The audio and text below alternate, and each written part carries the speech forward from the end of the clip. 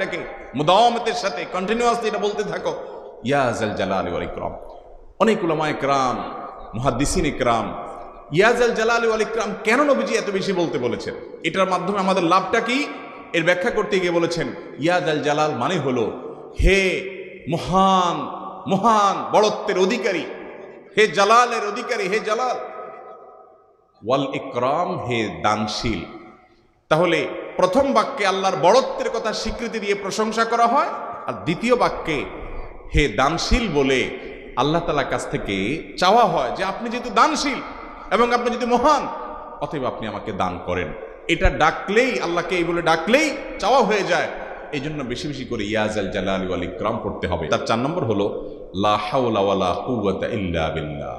লা হাওলা ওয়ালা কুওয়াতা ইল্লা বিল্লাহ। লা হাওলা ওয়ালা কুওয়াতা ইল্লা বিল্লাহ, এটা হলো সারেন্ডার করা, আল্লাহর কাছে সারেন্ডার করা, আত্মসমর্পণ করা।